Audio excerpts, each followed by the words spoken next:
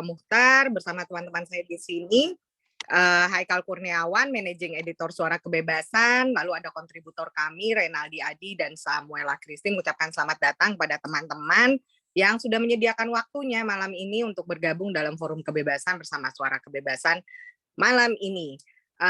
Di sini juga saya mengucapkan terima kasih banyak kepada Mbak Wulan dan Kusomwa yang sangat sangat meluangkan waktunya di tengah kesibukan beliau. Dan kita akan membahas isu yang sangat penting, mengingat maraknya kasus kekerasan seksual yang sebelumnya sudah banyak terjadi.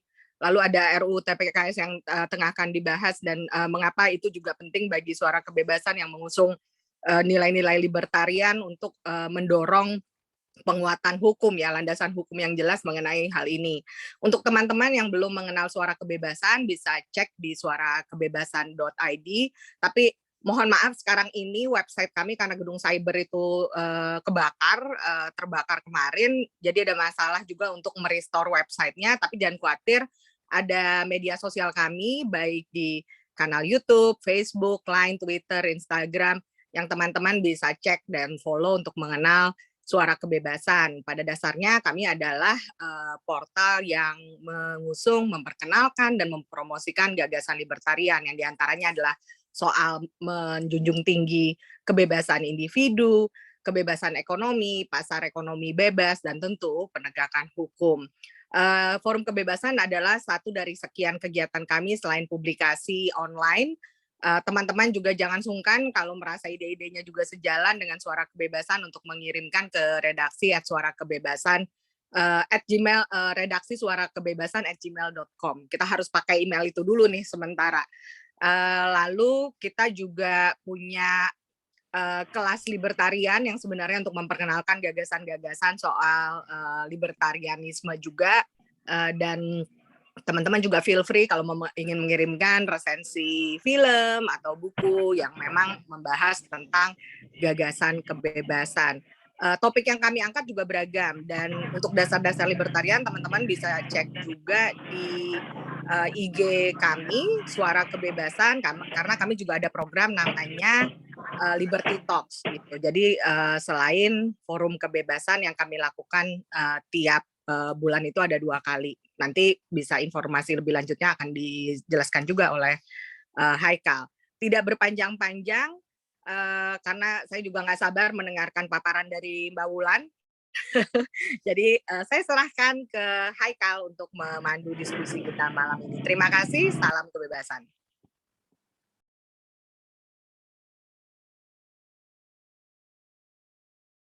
Oke, terima kasih banyak Mbak Dinda untuk opening-nya. Ini suara saya udah jelas ya, Mbak Ulan? Oke, thank you Mbak Dinda tadi untuk opening-nya. Selamat malam teman-teman semua, assalamualaikum warahmatullahi wabarakatuh. Selamat malam teman-teman dan terima kasih sudah bersedia hadir di diskusi kita pada malam hari ini, diskusi Suara Kebebasan pada malam hari ini, diskusi forum kebebasan.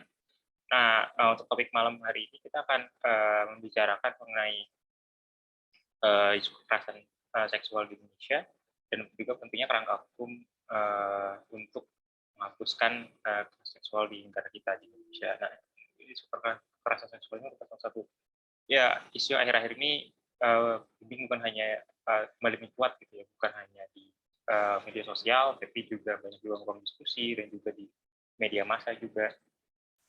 Dan beberapa kerangka hukum yang banyak ditunjukkan untuk menyelesaikan isu ini, misalnya kalau dari level undang-undang ada RUU PKS pengakuan kekerasan seksual yang sudah digadang-gadang oleh banyak teman-teman organisasi, dan juga mungkin kalau di level kementerian kemarin Mendikbud kita Pak Nadiem mengeluarkan Permendikbud nomor 30 menghapuskan kekerasan seksual khususnya di perguruan tinggi.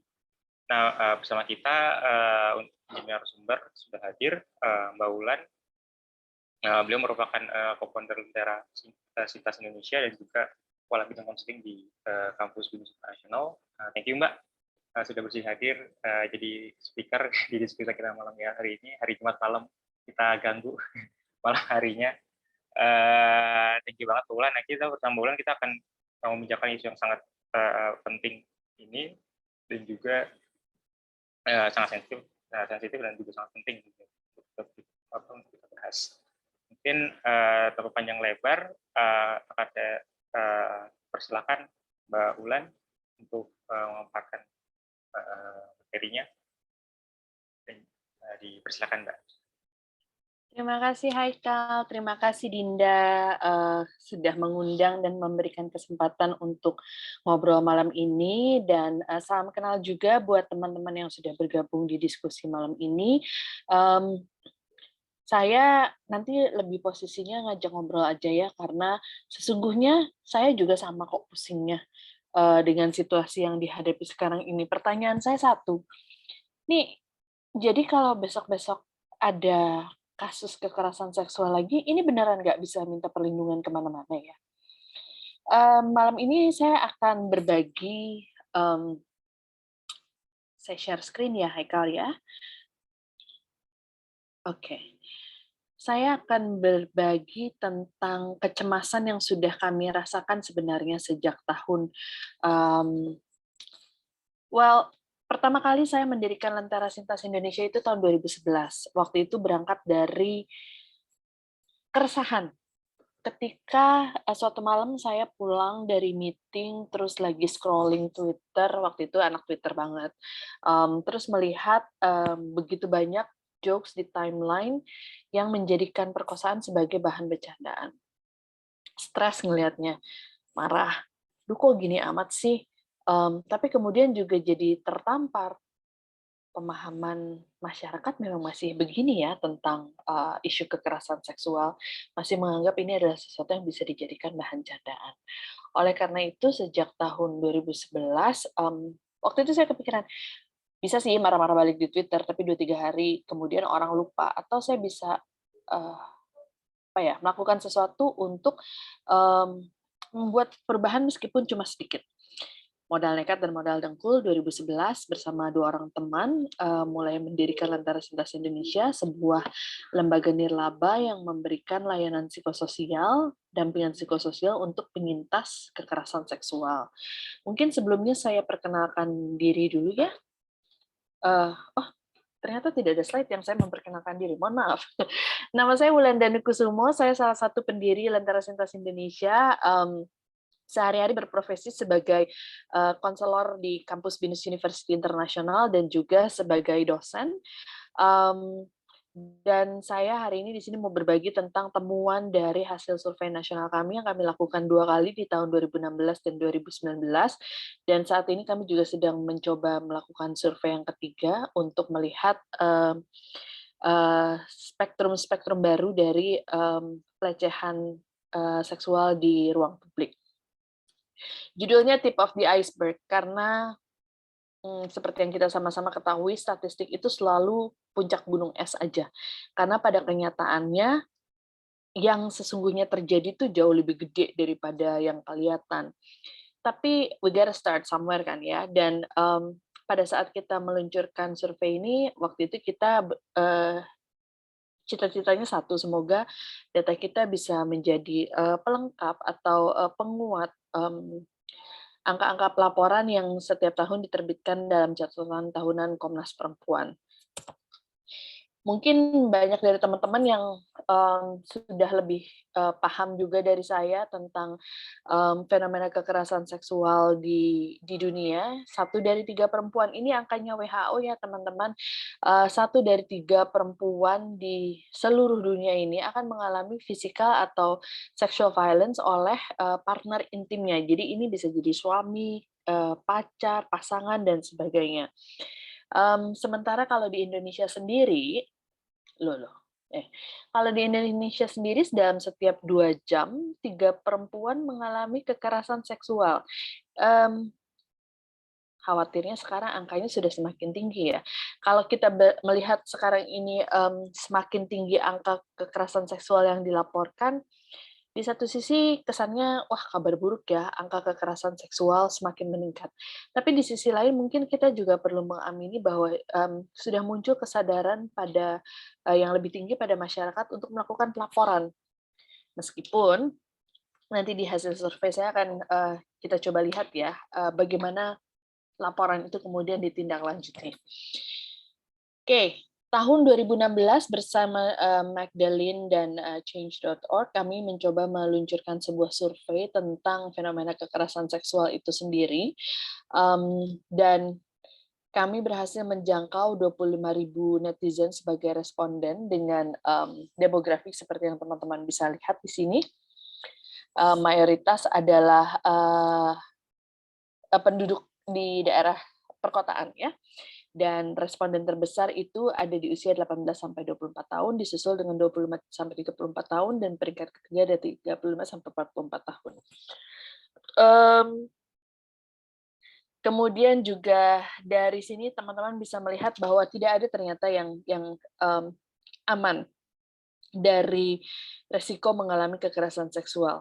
Dari 12.000 responden laki-laki saja 28,6%, which is angka yang cukup tinggi, mengaku pernah mengalami kekerasan seksual.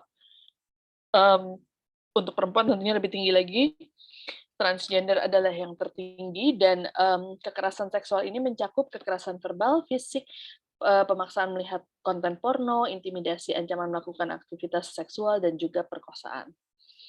Dan dari total responden tersebut, 6% itu mengaku pernah mengalami perkosaan. Nah, ini kan angka yang cukup tinggi ya, dan kemudian kita jadi bertanya-tanya, ini angka ini tercatat atau enggak ya, terlaporkan atau enggak ya? Dari yang tadi 6% bilang mengalami perkosaan, ternyata 66% itu usianya di bawah 18 tahun. Jadi anak-anak ya. Yang mana berarti 2 dari 3 responden yang mengakui mengalami perkosaan itu adalah anak. Udah semakin ngeri lagi nih angka temuannya. Dan 72% dari yang mengaku mengalami perkosaan tidak memberitahu orang lain. Apalagi melaporkan. 93% memilih untuk tidak melaporkan kasusnya. Jadi kebayang dong, begitu banyak angka kasus kekerasan seksual dalam bentuk perkosaan yang tidak terlaporkan. Dengan demikian artinya pelakunya bebas berkeliaran di luar sana dan kemungkinan mengulangi perbuatannya. Dan dari yang mengalami perkosaan yang melapor kasusnya terhenti. Karena pelaku bebas, berakhir damai, dinikahin, dan sebagainya.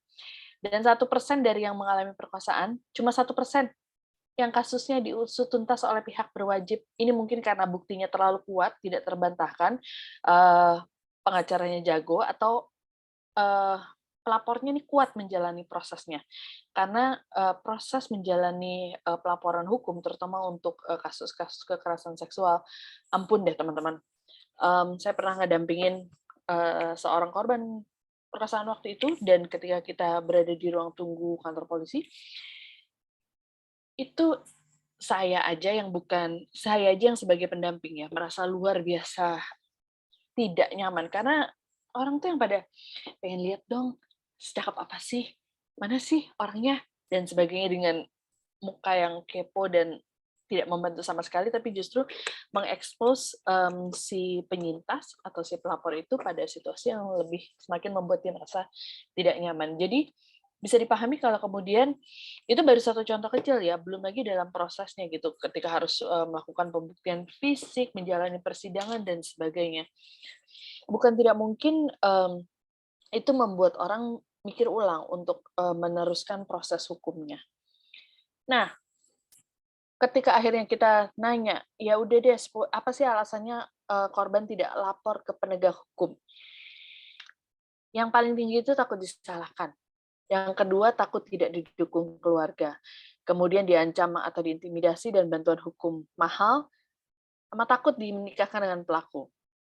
Jadi bisa teman-teman lihat sendiri di sini, tidak ada, semua alasan ini sifatnya eksternal ya, dari luar. Takut disalahkan sama siapa? Sama kita, masyarakat. Takut tidak didukung keluarga, diancam, diintimidasi.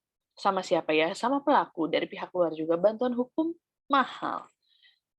Atau kalau nggak mau pusing, polisinya bilang udah damai aja, dinikahin. Atau bahkan mungkin orang tua atau keluarga bilang, ya udahlah daripada aib, itu dia mau bertanggung jawab, dinikahin saja dan sebagainya. Akhirnya kasusnya bubar jalan. Tidak terlaporkan, tidak tuntas, dan sebagainya. sampai di sini sudah mulai pusing. Saya setiap kali menyampaikan data ini, perasaan saya bercampur-campur nih antara migrain, kesal, marah, tapi juga tahu bahwa ya emang PR-nya masih panjang banget buat diperjuangkan. Kemudian tahun 2019, ini kayaknya dengan survei tahun 2016 yang sudah cukup mencengangkan, sebenarnya angkanya masih nggak bergeming juga. Ya sudahlah, mari kita coba tampilkan data lagi. Karena seharusnya kalau kita ngomong dengan basis data, itu kan istilahnya sulit untuk dibantah ya. Kita bicara tentang validitas dari sekian respon sekian puluh ribu netizen, dan harapannya itu bisa menambahkan adding to the magnitude of the concern about sexual violence cases. 2019 surveinya kita mencoba memotret pelecehan di ruang publik. Karena jangankan kasus pelecehan, kasus perkosaan aja tadi teman-teman udah lihat seberapa sulitnya untuk bisa mendapatkan keadilan hukum. Kita nggak bicara konsep fairness atau justice lah, kejauhan, ketinggian. Boro-boro. Kita bicara masalah proses dampingan hukum aja tuh udah mentah kalau lihat hasil statistik tadi. Dan beberapa kasus yang terjadi beberapa minggu atau beberapa bulan belakangan ini bikin kita makin krisis kepercayaan ya sama institusi yang seharusnya menjadi pelindung. Karena kok responnya seperti itu, menggampangkan, menutup kasus karena dianggap kurang bukti, dan akhirnya kasusnya menguap begitu saja, harus laporkan netizen dulu, dijulitin netizen baru mulai bergerak, dan menindaklanjuti, kalau enggak, gimana? Ya masa setiap ada kasus kemudian netizen harus bergerak, kan tidak begitu ya sebenarnya idealismenya. However, that's the fact. Capeknya di situ. Dan mau tidak mau kita juga harus cerewet nih bolak-balik. Nah, tapi mau cerewet tentunya harus dengan dukungan data ya teman-teman kalau buat saya sih. Jadi 2019 ketika banyak orang yang juga masih menggaungkan narasi, lagian mungkin ceweknya sih yang ngundang, pakai bajunya apa sih, ngapain sih pulang malam-malam dan sebagainya. Oh, kok ini stigma terhadap korban, menyudutkan dan menyalahkan korbannya, narasinya masih kencang banget nih. Ini kayaknya harus di counter juga nih dengan data. Nah, salah satunya adalah kita upayakan survei ini untuk mencoba mengedukasi masyarakat.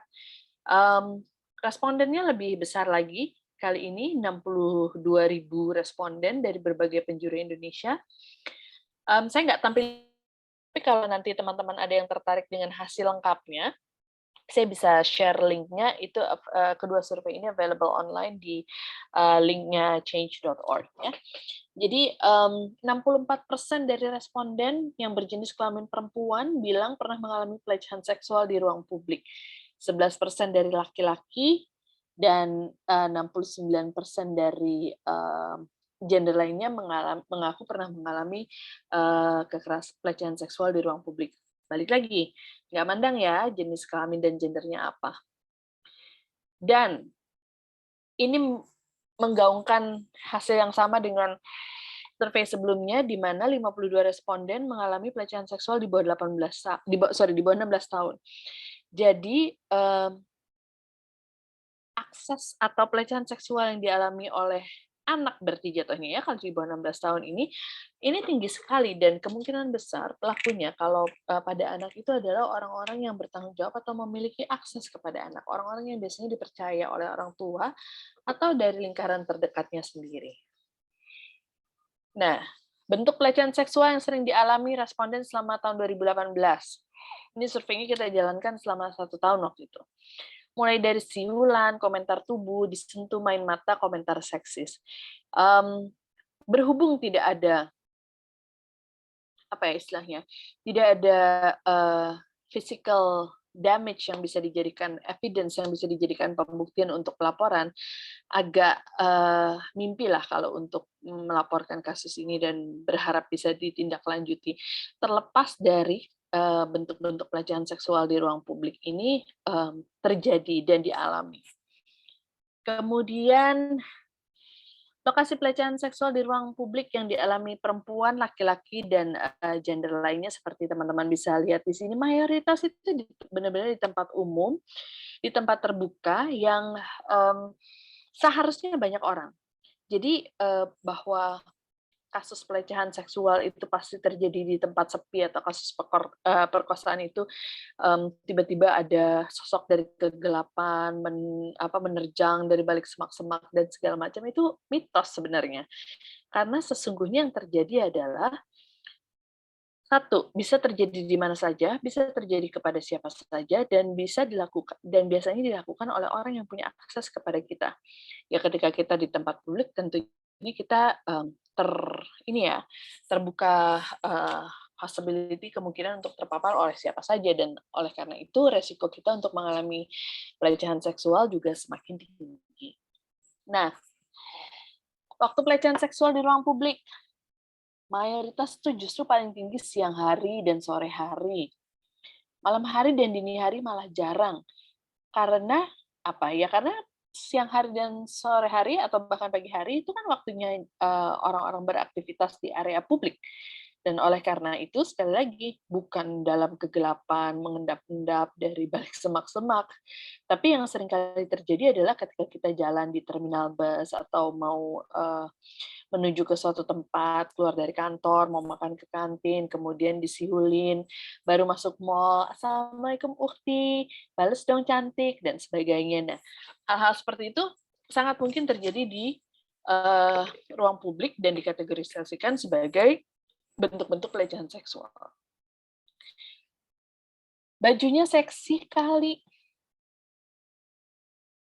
Survei kami menunjukkan bahwa pakaian yang dipakai oleh para responden pada saat mengalami pelecehan itu mulai dari rok, celana panjang, baju lengan panjang, seragam sekolah, bahkan hijab. Sorry, saya nggak masukkan di sini. Tapi 3 yang tertinggi tuh ya ini, di mana letak seksinya. Nah, kemudian ya 56 responden mengaku pernah mengkonfrontasi atau melawan pelaku pelecehan, sementara 43 responden pernah mengintervensi pelecehan seksual di ruang publik yang dialami orang lain. Ini kabar yang cukup bagus karena berarti masyarakat dan juga para responden ini mulai menyadari bahwa ini adalah bentuk pelecehan seksual, ini harus dilawan, harus diintervensi. Kalau kira-kira yang mengalami kelihatan shock, kaget, dan sebagainya. Dan untuk yang mengintervensi mungkin sudah memahami bahwa ketika mengalami pelecehan seksual, bisa jadi si korban itu mengalami shock, malu, dan sebagainya, sehingga ya nggak bisa mikir untuk mengkonfrontasi, melawan, dan sebagainya. Dan itu yang seringkali kemudian memberatkan secara, apa ya, kalau di pengadilan atau di proses hukum tuh suka ditanya, emangnya kamu nggak bisa teriak, emangnya kamu nggak bisa ngelawan. Ini yang ngomong kayaknya belum pernah mengalami sendiri ya, jadi nggak ngerti gitu loh bahwa dalam situasi-situasi tertentu bisa di mana kita mengalami ketakutan yang amat sangat, mengalami shock atau potensi mengalami trauma, hal-hal kayak gitu tuh bikin kita udah nggak bisa mikir dan nggak tahu harus berespon seperti apa. Ya terus bisa apa? Kita mau lapor kemana? Minta tolong kepada siapa?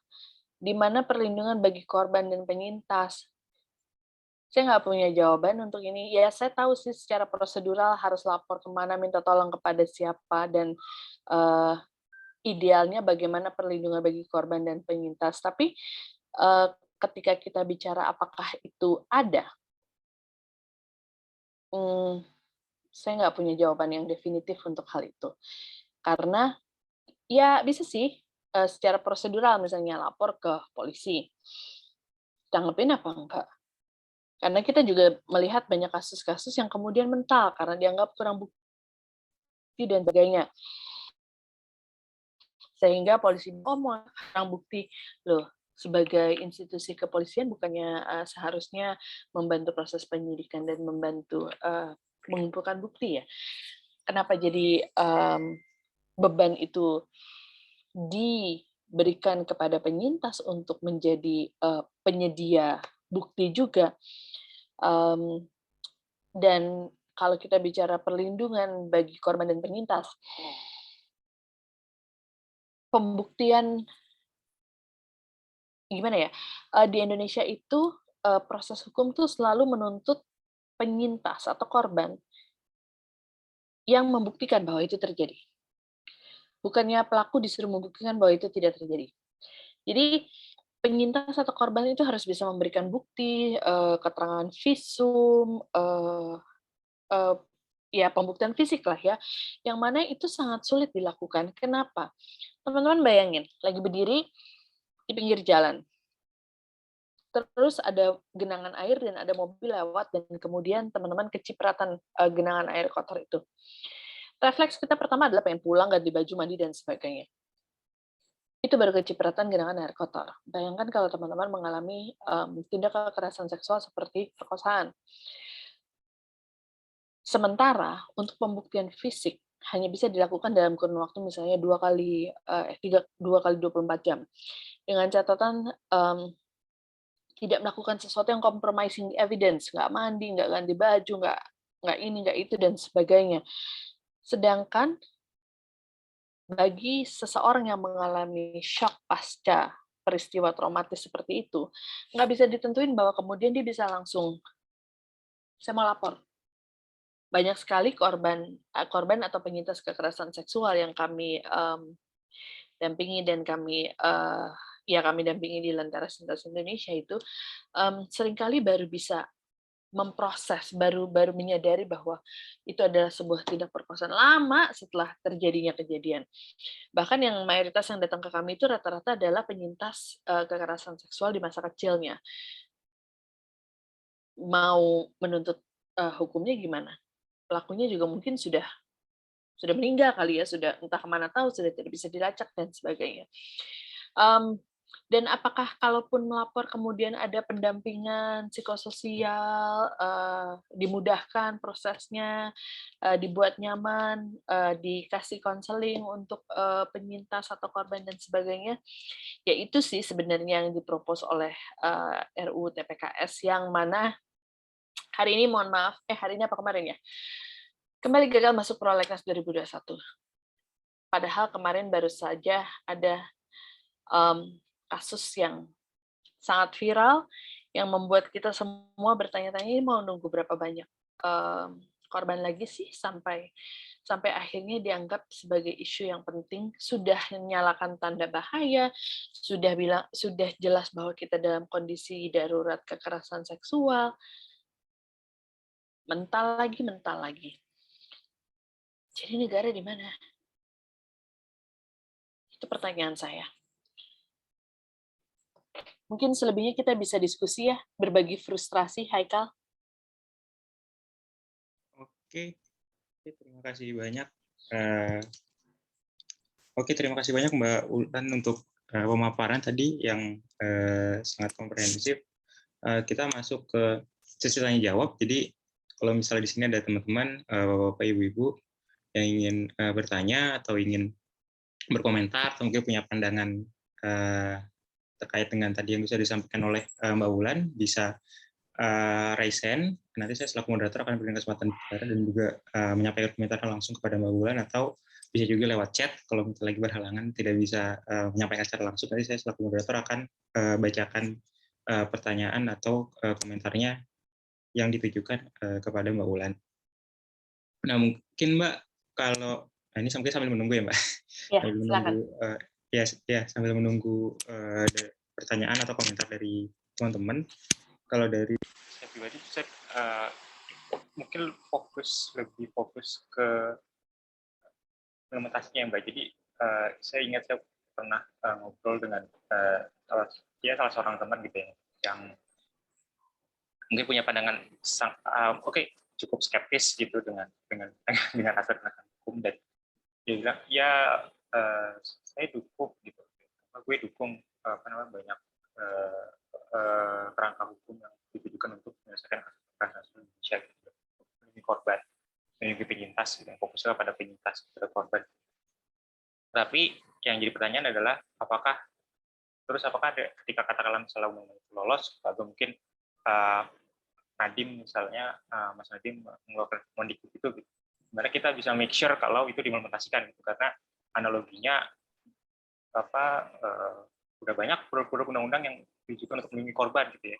Kita punya undang-undang yang melarang pencurian, yang melarang pembunuhan dan lain-lain, dan nggak ada misalnya aturan yang membolehkan pembunuhan misalnya atau membolehkan pencurian. Tapi ya balik lagi, kalau misalnya undang-undangnya itu udah ada, produknya udah ada, tapi nggak diberlakukan gitu ya, implementasinya ada, ya buat apa juga gitu kita kadang-kadang ya.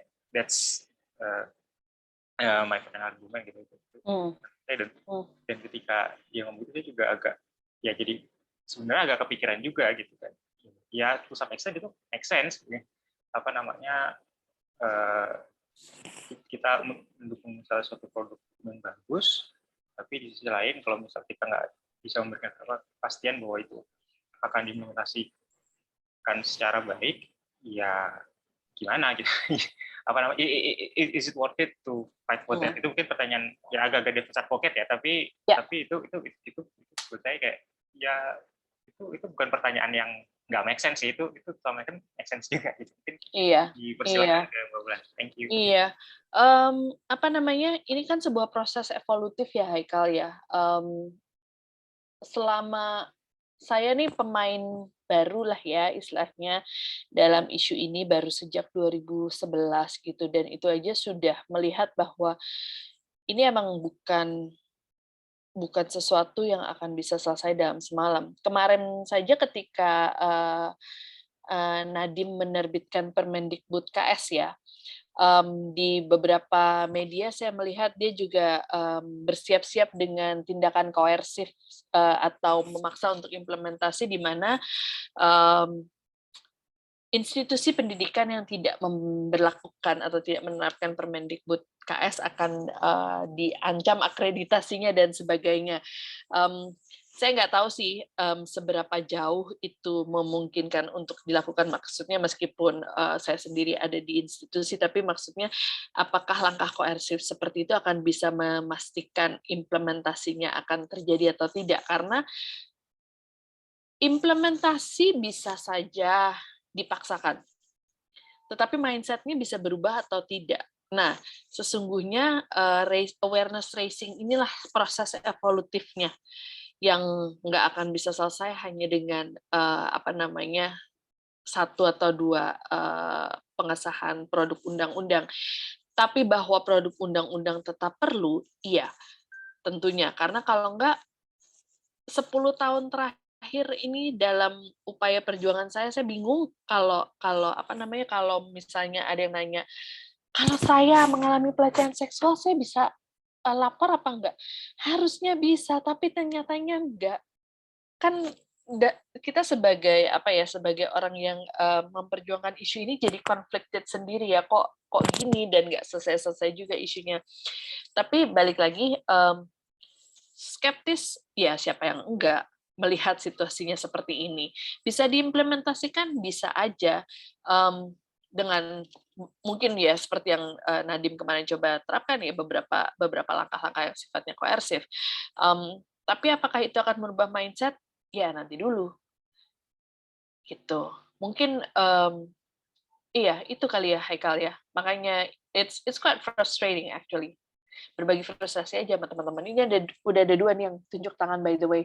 Udah ada 2, mungkin tadi yang duluan dari Mbak Sepril dulu. Ya. Silakan.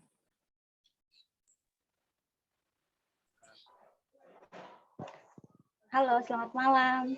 Ya, selamat malam. Malam Mbak, dipersilakan. Salam kenal Mbak. Iya, salam kenal juga untuk kita semua. Terima kasih untuk waktu dan kesempatan yang diberikannya. Saya Sepril dari Universitas Kristen Indonesia. Sebelumnya saya memperkenalkan sedikit.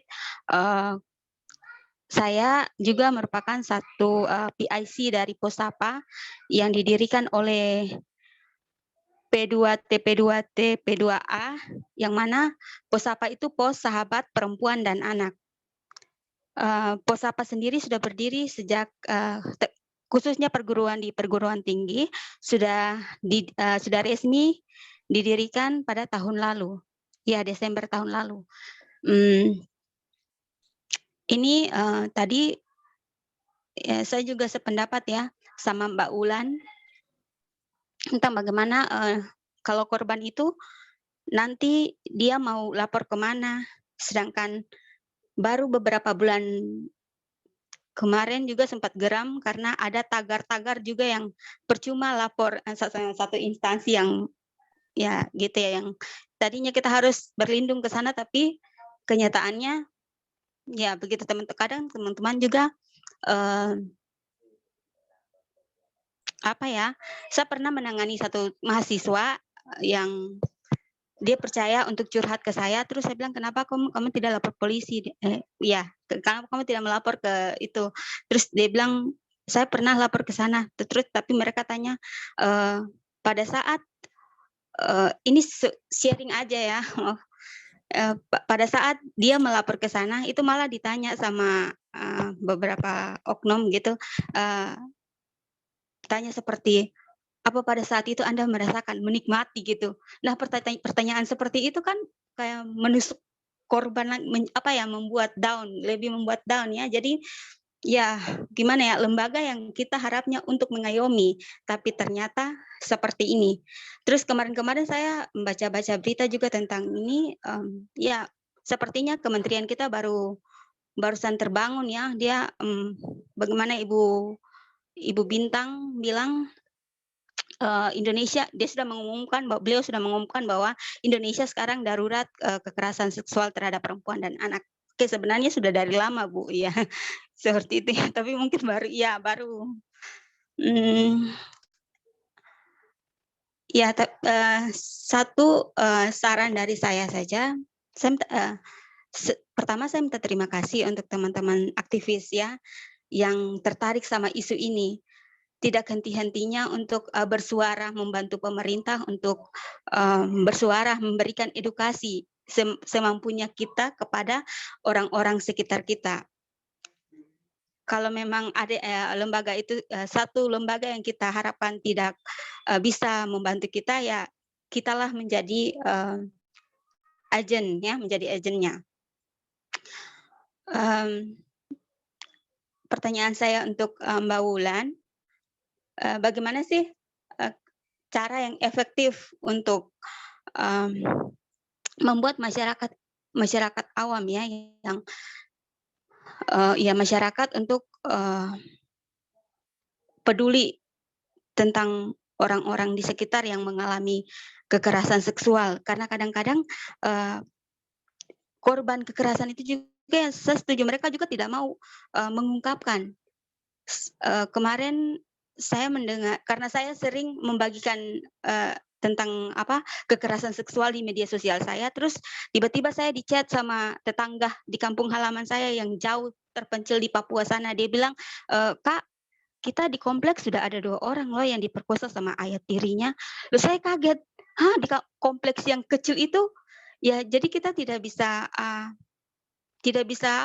menentukan bahwa bahaya kekerasan ini hanya terjadi di sini, bisa terjadi setiap saat dan di mana saja gitu. Jadi saya mau tanya ke Mbak Ulan, bagaimana sih cara efektif untuk kita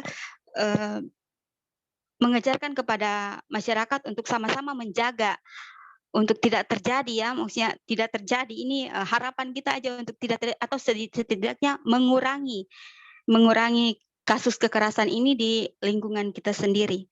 Oke, terima kasih.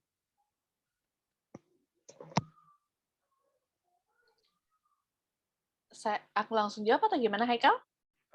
Boleh, Mbak Ulan, dipersilakan. Oke. Iya, terima kasih ya Mbak Sepril atas tanggapan dan pertanyaannya. Kalau ditanya cara yang efektif, bagaimana, cuma satu sih, kita semua yang mulai bicara tentang isu kekerasan seksual ini. Dengan latar belakang kita yang beda-beda, pendekatan kita yang beda-beda, kemudian juga komunitas atau kelompok masyarakat yang beda-beda yang tentunya membutuhkan pendekatan yang berbeda-beda juga. Itu yang sejak tahun 2016 saya sama teman-teman meluncurkan kampanye Mulai Bicara, karena kita berpikir harus terjadi sebuah proses desensitisasi, apa ya istilahnya, pemaparan terus-terusan terhadap topik atau objek yang dianggap tabu itu tadi. Karena hanya itu satu-satunya cara untuk membuat orang mulai terbiasa membicarakan isu itu. Bahwa kemudian pendekatannya berbeda-beda jelas. Ketika saya bicara pada sekelompok ibu-ibu majelis taklim dengan ketika bicara kepada siswa baru yang baru masuk SMP, itu kan pendekatannya pasti akan berbeda. Atau kepada sekelompok orang tua yang anak-anaknya masih usia TK, itu juga pasti pendekatannya berbeda-beda. Kalau ke orang tua yang masih punya anak di bawah usia 10 tahun misalnya, kita akan bicara tentang underwear rules, tentang toilet trainingnya sudah selesai atau belum. Kenapa toilet training penting? Karena misalnya, kalau tidak selesai, artinya terus anaknya udah mulai sekolah, SD, TK, dan sebagainya, kemudian dia tidak bisa membersihkan dirinya sendiri dan membutuhkan orang lain, pada saat itu dia berada dalam sebuah titik yang vulnerable, rentan. Dia membutuhkan bantuan orang lain untuk membersihkan area pribadinya. Dan ya kita harus bisa mencari cara untuk berkontribusi. Pernah juga beberapa kali relawan kami datang dengan latar belakang finance misalnya. Saya orang keuangan, kayaknya saya ingin berpartisipasi, berkontribusi, tapi saya jauh banget nih kayaknya sama isu kekerasan seksual. Bagaimana saya bisa berkontribusi? Ketika kita bicara isu kekerasan terhadap perempuan dan anak itu kan spektrumnya luas sekali. Dan saya bilang, banyak sekali perempuan-perempuan yang mengalami kasus-kasus kekerasan dalam rumah tangga misalnya, yang tidak bisa keluar dari lingkaran setan itu karena misalnya tidak memiliki financial independency, nggak punya tabungan, nggak punya pekerjaan, nggak punya penghasilan, nggak punya investasi, dan sebagainya. Salah satu yang bisa dilakukan juga adalah memberikan pendidikan literasi finansial kepada kelompok perempuan yang rentan terhadap kekerasan. Jadi balik lagi kalau mau bicara bagaimana cara yang paling efektif, kita tidak lagi nunjuk siapa yang harus bertanggung jawab terhadap isu ini, karena kita semua bertanggung jawab terhadap isu ini. Kita semua secara individu, nggak lagi secara institusi, saya atas nama Lentera atau atas nama Binus, nggak.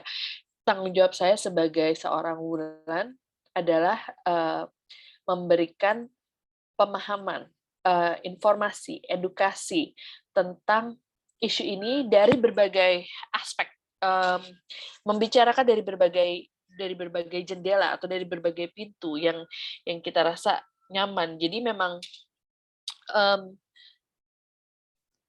untuk bisa membuat masyarakat aware atau semakin tinggi kesadarannya tentang isu ini, tidak ada jalan lain selain semakin sering kita dan semakin banyak kita membicarakan tentang isu ini, sehingga ini bukan lagi dianggap sebagai sesuatu yang tabu, sesuatu yang harus jangan ngomong kayak gitu, jangan ngomong jorok, dan sebagainya. Penolakan pasti. Tahun 2016 kami melakukan roadshow ke 78 sekolah SMP, SMA, SMK di DKI Jakarta, dan beberapa kepala sekolah menolak ketika tahu bahwa kami akan melakukan edukasi tentang seksualitas kepada remaja. Padahal ketika kita bicara tentang edukasi seksualitas pada remaja, materi yang kita siapkan itu adalah tentang konsen atau tentang persetujuan. Karena sepemahaman kami dalam usia memasuki usia remaja itu lagi pada mulai senang-senangnya punya pacar. Nah, yang kemudian sering terjadi di sini adalah ketidakpahaman tentang relasi kuasa dalam pacaran itu. Jadi si pacar, terutama si perempuan, seringkali tidak tahu bahwa dia berhak untuk bilang enggak kalau misalnya dia cuma pengen pacaran, dia cuma pengen gandengan, tapi nggak mau dicium, apalagi diajak berhubungan seksual, misalnya. Dan bahwa dia berhak untuk menolak, dan bahwa dia bisa dan boleh untuk menolak, dan kalau misalnya kemudian pacarnya mengancam, saya putusin kamu kalau kamu nggak mau saya cium. Dia tahu bahwa, oh ini bukan sebuah hubungan yang sehat. Nah, hal-hal seperti itu yang juga menjadi salah satu entry point atau jalan masuk untuk kelompok-kelompok yang rentan. Jadi semoga itu menjawab Mbak Sepril ya, tanggung jawabnya ada di kita masing-masing, sesuai kapasitas kita bisanya ngomong tentang apa, kita bisa gambar. Mari kita bantu bikin materi edukasi dalam bentuk kartun, konten yang bisa dinaikkan di Instagram, di YouTube, dan sebagainya. Kita bisa, kemarin saya diminta bantuan oleh seorang mahasiswa geografi yang sedang menulis skripsi. Dia ingin mencoba melihat apakah ada korelasi antara letak tata kota dengan potensi tingginya kekerasan seksual. Buat saya ini juga sebuah perspektif yang baru. Oh, ternyata orang geografi dan arsitektur bisa juga ya mengangkat topik skripsi tentang kekerasan seksual. Jadi sesungguhnya entry point-nya itu bisa banyak banget. Dan kami berusaha supaya memperkenalkan isu ini secara inklusif sehingga setiap orang bisa memiliki atau menjadi bagian dari awareness raising-nya. Mungkin itu Haikal. Mbak Sepril, terima kasih. Oke, terima kasih banyak. Terima kasih banyak Mbak Ulan untuk tanggapannya. Dan terima kasih juga untuk kepada Mas Sepril tadi untuk pertanyaan dan juga tanggapannya. Ke penanya kedua ada dari Mas Yusef. Halo Mas. Halo. Oh ya. Kak Haikal. Oke, Mas Yusef. Boleh kalau misalnya ada komentar atau ada pertanyaan kepada Mbak Ulan, silakan Mas. Iya, makasih Haikal kesempatannya. Mbak Ulan, makasih pemaparannya. Saya tertarik sama pertanyaan Mbak Ulan di akhir slide. Kalau nggak salah negara ada di mana gitu. Tapi di dalam penjelasan pertanyaannya Sepril, Mbak Ulan menekankan kalau ini tanggung jawab kita semua gitu.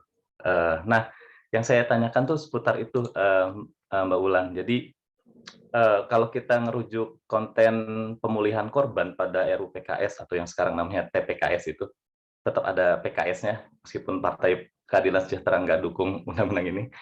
Juga di Permen, kan ada konsekuensi penanganan psikologi kan di situ, Mbak Wulan. Ada peran psikolog di situ.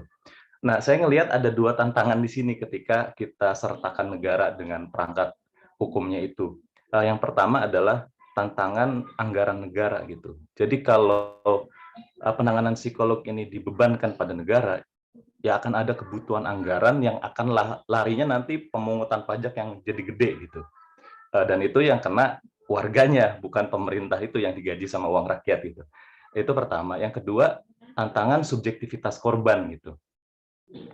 Jadi segala bentuk pelecehan atau saya concern di pertanyaan ini di istilah pelecehan ya. Segala bentuk pelecehan seksual kan dampak ke korbannya itu beda-beda gitu. Ada yang biasa-biasa saja, bahkan ada yang rusak psikologinya gitu. Nah itu ada tantangan itu di subjektivitas korban untuk memetakan, untuk kemudian lalu ditangani sama uang negara itu. Gitu.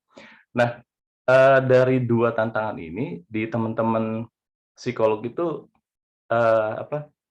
kayaknya Mbak Ulan psikolog ya, karena kayak pendidikannya di psikologi ya Mbak. Iya, jadi di teman-teman psikolog itu udah ada ini belum sih Mbak Ulan kesadaran dari 100% korban gitu ya dalam hal ini pelecehan seksual itu udah ada pemetaan bentuk pelecehan atau udah ada pemahaman kalau idealnya itu dari 100 korban negara intervensinya sekian persen gitu, selebihnya ya privat aja gitu, tiap individu aja melalui biaya individunya gitu, atau malah lebih jauh lagi sebagaimana di teman-teman lawyer gitu kan ada istilah pro bono penasihat hukum gitu, pro bono cases ya. Iya, pro bono cases. Nah itu kultur itu saya belum cek undang-undang yang kaitannya sama penanganan psikologi, tapi kultur itu tuh udah ada belum sih Mbak Wulan di teman-teman psikolog gitu? Dari sekian jasa privat, layanan privat yang saya dapat benefitnya gitu, dalam hal ini materi uang, saya harus mengalokasikan sekian jam di setiap tahunnya gitu, atau sejumlah kasus di setiap tahunnya. Nah, dengan adanya pemilahan itu, saya sih berharap sebagaimana di teman-teman pengacara gitu, udah ada kerjasama penanganan masalah layanan gitu dari negara itu lewat pengacara publik berapa persen gitu dari anggaran di APBN maupun APBD, terus dari si pro bono si lawyernya berapa, atau dari privat orang-orang kayanya juga berapa gitu, sehingga beban negara nggak gede-gede amat dan nggak kena ke kita lagi yang dipungut pajak gitu. Itu pertanyaan pertama Mbak, soal tanggung jawab bersama itu mau ditangani berapa persen itu. Yang kedua, ini pertanyaannya dari serial Sex Education, semoga pada nonton. Tapi kalau saya mau cerita kasusnya yang mana, jadi ada di satu episode itu ada siswa SMA yang celananya ada sperma yang dia dapat dari pelaku dari bus sekolah gitu Mbak. Nah, yang kejadian yang menarik di situ adalah temennya, sahabatnya itu ngedorong korban untuk lapor polisi gitu. Nah, yang terjadi adalah, dan saya melihat polisinya itu di serial itu, semoga nantinya polisinya kayak gitu, di polisinya ramah gitu. Polisinya ramah, ada laki-laki dan ada perempuan, dua-duanya ramah, nggak bias gender, nggak seksis gitu. Tapi dia kasih catatan gitu, pengalamannya kasus-kasus seperti ini tuh susah pempidanaannya gitu. Jadi yang penting dari kamu, apakah bisa menceritakan kejadiannya itu sebagai dasar untuk kami tindak lanjut gitu. Nah, jadi ditanya apakah si korban itu berdaya gitu. Jadi ada dan itu satu. Yang kedua adalah si sahabatnya ini kan mewakili masyarakat sipil di luar negara yang memberdayakan korban gitu. Nah, apakah dari pelecehan seksual yang tadi Mbak Wulan sebutkan banyak itu, memang dari catatan psikologi itu memang udah ada tuh, kalau yang ini urusannya memang pelecehan seksual yang masuk ke kejahatan gitu, jadi polisi bisa tindak lanjut. Tapi yang ini kayaknya kaitannya sama keberdayaan korban aja deh. Ini kaitannya sama sistem pergaulan dan lingkungannya aja deh, nggak perlu ditindaklanjuti ke kepolisian gitu. Karena kalau misalnya tadi ragam pelecehan itu jadi pempidanaan polisi, jadinya kita mengupayakan hukum yang kayak Undang-Undang ITE itu, Mbak Wulan. Jadi overkriminalisasi gitu. Jadi kalau nyebut uhti, assalamualaikum, cewek gitu, itu di penjara, wah itu overkriminalisasi dan kita kontraproduktif. Kita mengkritik Undang-Undang ITE, tapi dalam wacana kekerasan seksual gini kita malah mengupayakan overkriminalisasi gitu dan melupakan kepada keberdayaan korban gitu. Itu Mbak Wulan. Terima kasih. Wah, Mas Usep juga di chat sudah menyebutkan bahwa P2TP2A ribet dibilangnya. Iya, sama. Saya juga suka belibet ngomongnya. Jangan ditanya kepanjangannya apa, nggak pernah hafal juga. Udah bagus sekarang bisa nyebut P2TP2A. Kemajuan buat saya, bangga saya. Udah bisa nyebut tanpa belibet. Oke. Sayangnya kalau dalam profesi psikologi kami belum se-advance profesi lawyer, yang memang sudah jelas bahwa setiap tahun harus mengalokasikan sekian jam untuk kasus-kasus pro bono. Di kami masih cukup istilahnya sifatnya ad hoc ya. Kalau misalnya pun ada yang mau memberikan dampingan. Kalau saya dari dulu kebetulan memang sudah berkomitmen untuk memberikan pendampingan secara pro bono.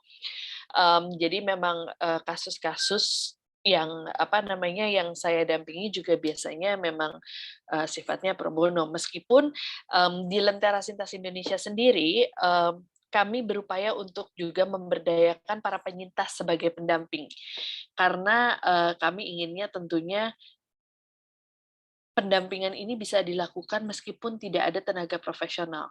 Kan kalau saya posisi misalnya di Jakarta ya, kita kan anak privilege semua nih di Jakarta, akses gampang, kemana-mana tenaga layanan profesional bisa dijangkau, asal punya duit atau asal punya akses gitu. Tapi bagaimana kalau kita tinggal 5 jam dari Banda Aceh dan mengalami kekerasan seksual? Kelar urusan, udah. Boro-boro mau lapor gitu ya, mau visum di rumah sakit umum daerah terdekat aja butuh ongkos, butuh berapa jam, sementara si korban belum recover dan sebagainya. Tentunya untuk mengakses tenaga profesional seperti psikolog, psikiater dan sebagainya itu agak PR ya, Mas Usep ya. Jadi saya setuju bahwa kemudian di satu sisi memang negara harus berkontribusi tentunya, biar gimana kan ini rakyatnya ya 270 juta ini. Tapi balik lagi, kalau berharap negara akan bisa menyelesaikan semua masalah, ya nggak akan kelar-kelar juga sih. Kita tetap akan tidak puas. Oleh karena itu, ketika kita meluncurkan kampanye Mulai Bicara, itu balik lagi berangkat dari kesadaran bahwa nggak bisa hanya menunggu. It needs to start somewhere. Bahwa kemudian saya menyadari bahwa tidak semua teman-teman psikolog mungkin bersedia untuk mendedikasikan waktunya selain dalam konteks ad hoc ya. Tetapi mungkin juga kita bisa memberdayakan masyarakat dalam kapasitas sebagai konselor. Kalau konselor kan kita bisa latih ya, tidak perlu harus tenaga profesional yang berijazah atau bersertifikat, seperti misalnya konselor adiksi, konselor pendamping kekerasan seksual, itu bisa kita berdayakan, sehingga balik lagi, selama tidak membutuhkan intervensi yang sifatnya klinis, seperti misalnya kalau mengalami gangguan depresi yang kemudian mengarah kepada upaya bunuh diri atau post-traumatic stress disorder yang sampai mengganggu fungsi kesehariannya, fungsi sosialnya, barangkali memang juga masih bisa didampingi oleh masyarakat yang kita berdayakan sebagai konselor. Ini adalah juga salah satu bentuk upaya yang kami sedang lakukan beberapa tahun terakhir ini untuk memberdayakan itu, karena memberdayakan masyarakat. Karena kita juga tahu perpanjangan tangan itu sangat dibutuhkan. Saya sendiri kalau bicara masalah persentasenya harus berapa dan bagaimana, saya bukan orang yang ahli dalam bidang itu. Tapi yang saya bisa pikirkan adalah ini quick fix-nya untuk sementara seperti apa. Yang taruhlah kami dari beberapa teman psikolog punya kapasitas terbatas untuk memberdayakan. Bagaimana caranya kita dengan keterbatasan waktu atau keterbatasan sumber daya bisa memberdayakan lebih banyak anggota masyarakat untuk menjadi agen perubahan itu. Entah itu menjadi bagian dari champion isu kita, menjadi konselor kita, dan sebagainya. Karena setuju dengan yang tadi Mas Usep bilang, ketika kemudian membutuhkan pendampingan saat berjalannya proses hukum dan sebagainya, secara rasio tuh mau seluruh psikolog se-Indonesia ikut jump in juga nggak akan apple to apple dengan rasio kasus kekerasan seksualnya. Jadi memang harus bergandengan tangan mau tidak mau. Termasuk kayak misalnya saya baru bulan lalu bicara dengan teman-teman dari P2TP2A, jempol dong Mas Usep, saya ngomong yang benar nih. Karena saya mencoba mempromot mempromot konsep ruang aman yang sifatnya organik.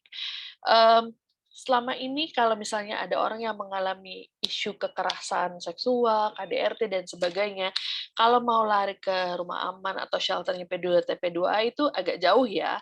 Nah, yang kemarin saya coba perkenalkan kebetulan kemarin lagi dapat akses ke Pemprov DKI dan bisa bicara dengan tim pusat PKK yang juga di bawahnya ada P2TP2A, saya bilang, bisa nggak ya kita mencoba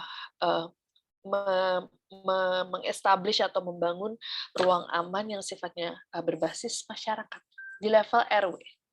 Jadi memberdayakan apa yang sudah ada di grassroots. Dan ketika kita bicara ruang aman, itu kan sebenarnya kita nggak bicara infrastruktur ya, kita nggak bicara harus sebuah fasilitas publik yang advance atau gimana, tapi lebih kepada orang-orang yang bisa ngedampingin kalau perlu ke puskesmas, ngerti ngurusin BPJS-nya, bisa siaga jadi supir darurat dan sebagainya. Yang kayak gitu-gitu sebenarnya yang dibutuhkan dalam ruang aman di basis komunitas. Jadi mohon doanya juga, mudah-mudahan program ini yang saya coba desain dengan istilahnya sebisa mungkin modal dengkul aja deh. Kenapa? Karena kalau pakai duit nanti jadi banyak alasan, wah nanti susah dilakukan dan sebagainya. Tapi kalau kita memberdayakan dengan apa yang dimiliki oleh masyarakat, bahkan di istilahnya lingkungan yang kelas ekonomi menengah bawah, insya Allah mudah-mudahan itu bisa direplikasi di banyak tempat lainnya gitu. Kemudian pertanyaan yang, sorry, aku tadi lupa pertanyaan yang kedua apa ya Mas ya? Soal apa? Soal ragam bentuk pelecehan ya. seksual dari psikolog tuh ada pemetaan nggak? Ini kayaknya tangani psikologi aja, ini harus dipolisiin nih gitu. Oke. Yang sejauh ini sudah cukup jelas pemisahannya baru sebatas ada bisa dibuktikan secara fisik atau enggak. Karena pembuktian psikologis aja seringkali masih harus berjuang gitu. Dan memang setuju juga bahwa pastilah kalau siul-siul dan segala macam itu kan persepsi ya jatuhnya ya. Bagi korban itu sangat subjektif, sangat perseptif. Namun buat kami yang mendampingi seringkali kita tidak bisa mau nggak mau kita harus bekerja dengan penghayatan si korban atau si penyintas. Jadi kalau misalnya taruhlah dia disiulin, tapi dia merasa atau dia sedang menunggu taksi misalnya, kemudian ada motor lewat dan meremas payudaranya, atau taruhlah nggak usah sentuhan fisik deh, ada eksibisionis lewat memamerkan alat kelaminnya kepada dia, kan nggak sentuhan fisik ya, mau dilaporkan ke polisi juga gimana ya, orang yang mungkin udah kabur-kabur, si korbannya shock, tidak bisa ada pembuktian fisik dan sebagainya. Dan tentunya itu membuat si korbannya gantung banget gitu loh. Ya dia shock, dia kaget, dia nggak bisa unsee that, sudah terlanjur terekam dalam memorinya, tidak bisa dikriminalkan juga karena tidak ada pembuktian fisik yang bisa dilakukan, terus bagaimana? Nah, pada saat itulah mau tidak mau konsep-konsep pendampingan ini perlu dimunculkan. Pemetaan kami memang ya mengikuti hukum yang berlaku ya, Mas Usep ya. Memang sejak beberapa tahun terakhir, beberapa teman seperti dari Yayasan Pulih dan sebagainya mengupayakan supaya bisa ada pembuktian secara psikologis juga. Namun sebalik lagi, pada kenyataannya secara hukum tetap saja mereka membutuhkan kayak misalnya keterangan visum. Visum pun kenapa tadi saya bilang 2 kali 24 jam. Ya soalnya setelah itu seringkali forensik sulit membedakan apakah itu adalah luka robekan 3 hari yang lalu, atau 2 minggu yang lalu, atau tahun lalu. Itu yang saya ketahui waktu sempat magang waktu itu ya di Pusat Krisis Terpadu RSCM. Kenapa sih harus dalam kurun waktu yang sesingkat itu? Rupanya penjelasannya seperti itu. Jadi memang dengan berat hati harus disampaikan bahwa pemisahannya, penyisirannya belum se-sophisticated itu. PR-nya masih banyak banget, tapi tentunya dengan pertanyaan-pertanyaan dari Mas Usep malam ini, buat saya juga menjadi mengingatkan bahwa ada spektrum-spektrum yang kami mungkin perlu lebih lihat lebih dalam lagi ya, terutama dari profesi saya sebagai psikolog. Meskipun balik lagi,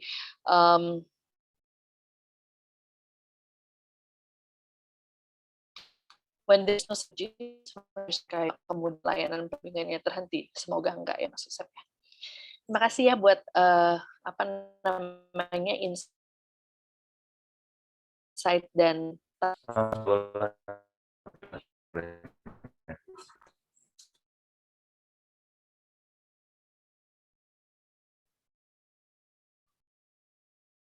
Oke, terima kasih banyak. Halo, Mbak Ulan, suara saya jelas ya Mbak? Jelas, Haikal. Oh, ya. tadi sempat agak gangguan sedikit. Oke, terima kasih Iya, banyak nggak apa-apa. Mas Isyad tadi untuk pertanyaannya dan juga untuk tanggapannya kepada Mbak Ulan, thank you. Masukin pertanyaan ketiga, ini ada dari Mbak Nisaul melalui chat. Izin bertanya, menurut Mbak Ulan, bagaimana atau apa solusi atas kenyataan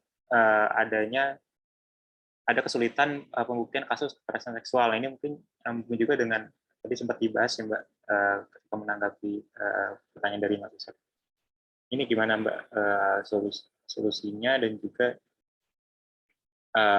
penanganannya kalau menurut Mbak Ulan dari Mbak Nisa. Dipersilakan Mbak Ulan. Thank you. Ya kalau tadi sayangnya saya belum sempat baru sempat nonton episode pembuka dari Sex Education ya, tapi tadi kalau mendengar dari ceritanya Mas Usep tentang episode di Sex Education itu, wah itu ideal banget ya kalau bisa seperti itu. Cuma mungkin pengalaman saya dalam mendampingi masih sangat terbatas sehingga sejauh ini belum mendengar pengalaman yang cukup positif dari teman-teman yang menjalani proses hukum. Tapi baik lagi mungkin pengalaman saya yang masih sangat terbatas, sehingga kebetulan ketemunya dengan teman-teman yang selalu mengalami hambatan atau kendala dalam proses hukumnya. Saat ini seperti yang saya tadi sudah bilang ya, kalau misalnya tidak ada pembuktian fisik. Kita ambil contoh kemarin yang kasus di Luwu Timur mungkin ya, yang mana seorang ibu melaporkan suaminya, ayah dari 3 orang anaknya yang dilaporkan melakukan kekerasan seksual. Kasus ditutup oleh pihak kepolisian karena dianggap tidak cukup bukti. Solusinya, balik lagi, korban yang disuruh nyari bukti kalau mau itu diproses. Karena rupanya buat polisi kalau tidak cukup bukti, tidak dilanjutkan. Dan bahwa kemudian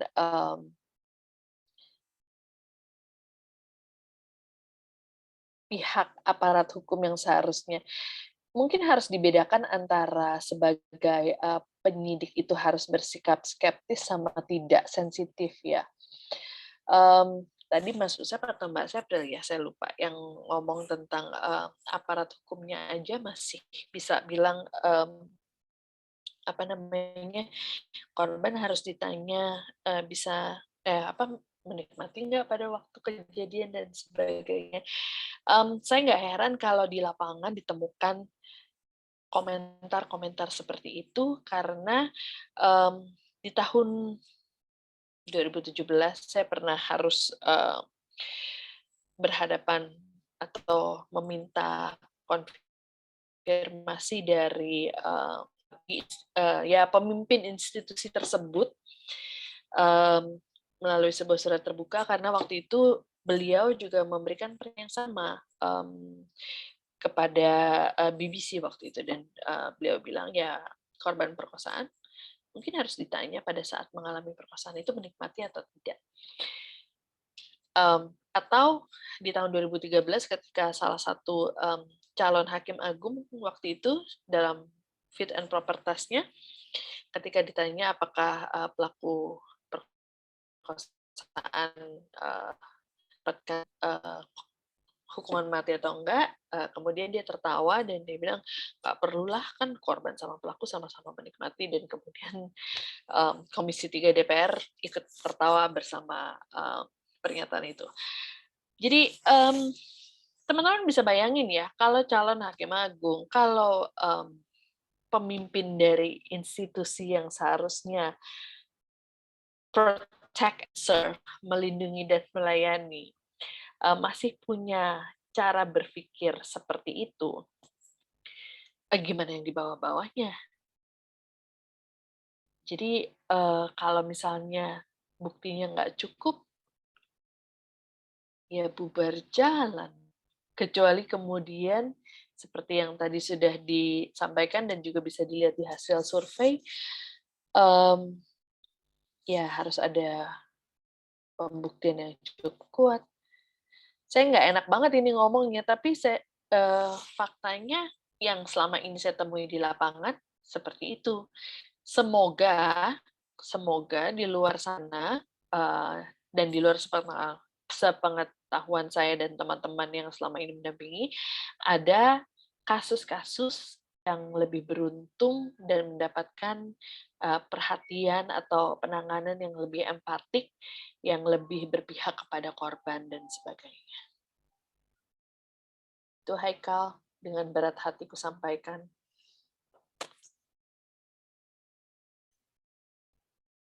Oke, terima kasih banyak Mbak Ulan tadi untuk tanggapannya, dan juga thank you Mbak Nisa untuk pertanyaannya.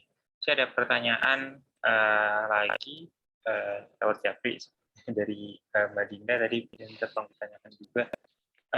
Ada terkait RUU TPKS, menurut Mbak Ulan, mengingat banyaknya pasal yang dihapus dalam versi terakhir, apa yang perlu didorong untuk memastikan agar aspek pemulihan korban tetap bisa diakomodir, apalagi di tengah dinamika politik, debat moralitas, dan juga kepentingan elektoral jelang 2024. Nah, ini kan isu politis juga lagi panas juga, Mbak, terkait dengan pemilu 2024. Iya. Pertanyaan dari Mbak Dinda, dipersilakan kepada Mbak Ulan. Yang selama ini terjadi itu, kalaupun penanganannya sampai tuntas gitu ya, lebih nafsu ke elemen punitifnya ya, Haikal ya. Punitif menghukum si pelaku, tetapi bukan, ya itu tadi, bukan berfokus kepada pendampingan si korbannya. Apa yang perlu didorong? Oke. Agar aspek pemulihan korban tetap dapat diakomodir. Sebenarnya ya, setiap kali, jangankan penyintas, kami aja yang bekerja sebagai pendamping, setiap kali ngelihat RUU TPKS ketendang keluar lagi dari prolegnas, ini kan udah kali kesekian ya, ketendang lagi, itu membuat kepercayaan semakin terkikis. Ini tanda bahaya sudah dibunyikan, tapi kayaknya ibaratnya ya, dianggap fire drill doang gitu loh, padahal alarm tanda bahaya kebakarannya itu sudah berbunyi kencang sekali. Tapi kayaknya ya udahlah paling sementara ya kepentingan politik dan juga jadi gorengan politik karena juga ada kelompok yang berusaha untuk memasukkan pasal-pasal tertentu yang kemudian mengakomodir seperti misalnya namanya isu-isu tentang LGBT, zina dan sebagainya, jadi kacau, muter-muter keruh dan nggak karuan. Sehingga kalau dari perspektif kami sendiri yang sangat terbatas dan bukan orang hukum ini, kita melihat berarti paling banter mereka itu yang akan mereka perjuangkan adalah aspek punitifnya ya, menjatuhkan hukuman kepada pelaku kalau bisa dibuktikan, karena itu akan membuat mereka terlihat politically correct. Kita mengusut tuntas kok, kita menghukum kok. Terus mau apa lagi gitu? Mau apa lagi ya, mau pendampingan lah buat korbannya, karena 12 tahun, 15 tahun maksimal, potong kelakuan baik, lepas dalam berapa? 5 tahun, 7 tahun. Sementara kekerasan seksual adalah salah satu bentuk kekerasan yang sifatnya sangat komprehensif dan tidak hanya merugikan secara fisik, tapi juga mental, emosional, seksual, dan dampaknya bisa seumur hidup. Jadi kalau ditanya apa yang harus didorong untuk memastikan pemulihan korban tetap dapat diakomodir, ya balik lagi satu, bagaimana kalau memulihkan dulu kepercayaan kita bahwa pemerintah akan serius menganggap isu ini. Itu aja dari sejak RUU PKS ini mulai ramai digulirkan di tahun 2016 sampai sekarang 2021 sudah 3 kali ketendang keluar dari prolegnas. Kemudian sifatnya punitif. Kemudian justru elemen yang diharapkan untuk bisa pemulihan korban sempat waktu itu ada saya nggak tahu masih atau enggak ya.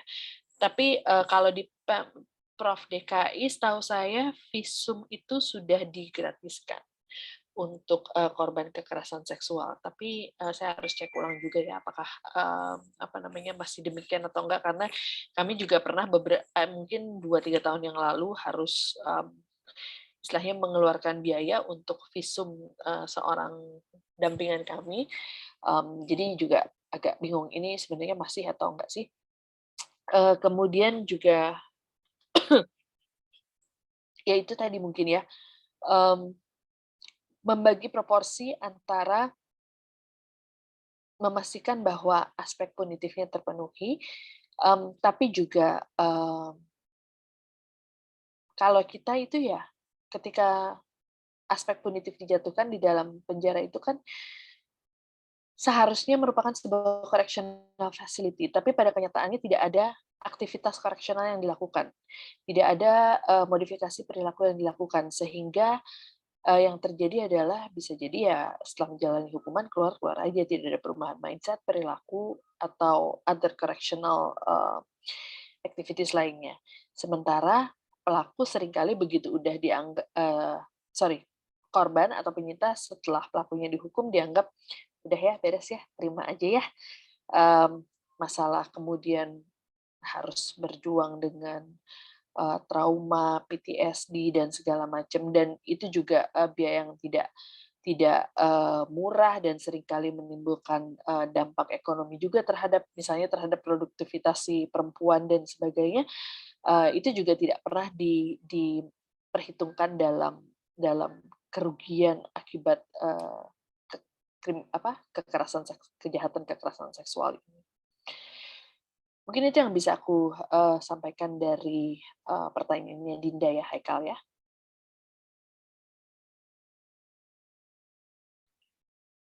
Oke, thank you Mbak Wulan. Ini masuk ada pertanyaan lagi lewat DM, personal message. Bagaimana idealnya pendidikan seks diberikan agar tetap diikuti dengan pendampingan dan bimbingan yang memadai, baik dari keluarga maupun pengajar. Karena bisa jadi materi pendidikan seks tersedia bebas, tapi tidak dipahami dengan baik dan malah dianggap mendorong pergaulan bebas, terutama oleh para pihak yang tidak memahami hal ini. Terima kasih. Pada Mbak Wulan, silakan Mbak. Pihak-pihak yang ngeres itu sih emang akan selalu ada ya.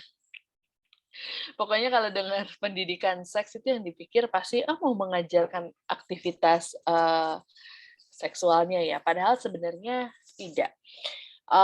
Jadi ini juga yang seperti yang saya bilang tadi, yang tantangan yang kita hadapi saya mengalami langsung ketika roadshow di tahun 2016 itu ke 78 SMP, SMA, dan SMK di DKI Jakarta, di mana ketika berhadapan dengan beberapa kepala sekolah, mereka langsung marah. Padahal maksudnya instruksinya sudah jelas waktu itu kita dapat akses dari Kemendikbud untuk masuk ke sekolah-sekolah negeri tersebut. Tapi ada beberapa sekolah yang ini ngapain sih sebenarnya datang untuk memberikan pengajaran atau pendidikan tentang seks. Emangnya mau diajarin apa sih anak-anak umur segini tentang seks? Jadi sebelum sebelum kita menata anak-anaknya, mau tidak mau para guru-gurunya juga harus diedukasi bahwa pendidikan seks itu artinya bukan pendidikan tentang aktivitas seks, tapi pendidikan seksualitas, di mana misalnya kalau untuk anak kecil, ini salah satu audiens yang menurut saya juga menantang. Waktu itu saya harus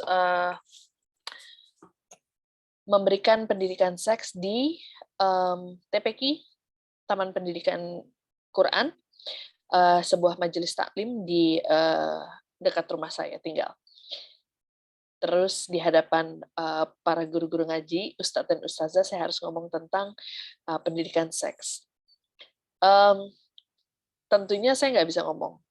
Saya harus cari cara untuk bisa menyampaikan isu yang penting ini kepada mereka. Tapi mesti mikir, gue ngomongnya pakai apa ya? Dari mana ya masuknya? Akhirnya salah satu cara yang paling aman untuk masuk adalah tadi yang saya bilang itu tadi.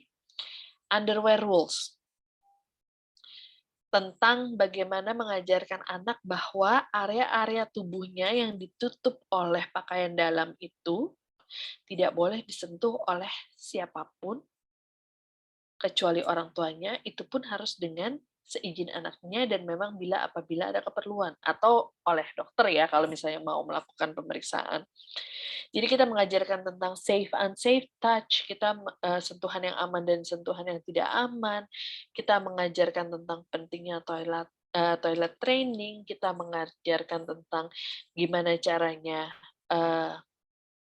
jangan marahin anak kalau anak tiba-tiba bilang, tadi aku dipegang sama om itu. Jangan kemudian memarahi si anak dan sebagainya. Dan ternyata itu merupakan salah satu cara masuk yang cukup efektif karena mayoritas dari mereka kan bekerja dengan anak atau punya anak kecil, sehingga mereka bisa relate dengan isunya. Setelah mereka memahami, baru mulai pelan-pelan kita meluas isunya ke pendidikan seks lainnya. Tapi balik lagi, untuk kemudian meluas saja itu butuh waktu. Seringkali kita harus ulang-ulang isu yang sama, masuk dari entry point yang sama berkali-kali, karena yang penting adalah mereka percaya dulu bahwa kita ini menyampaikan sesuatu yang memang tujuannya bukan untuk bukan untuk mengajarkan sesuatu yang tidak mereka kehendaki, tapi justru merupakan upaya untuk melindungi anak-anak dari kejahatan kekerasan seksual di luar sana. Jadi, tadi aku lihat lagi pertanyaannya. Jadi, keluarga dan mengajar. Jadi gini, kita sebagai orang dewasanya sekarang ini, akses internet memang sudah terbuka di mana-mana.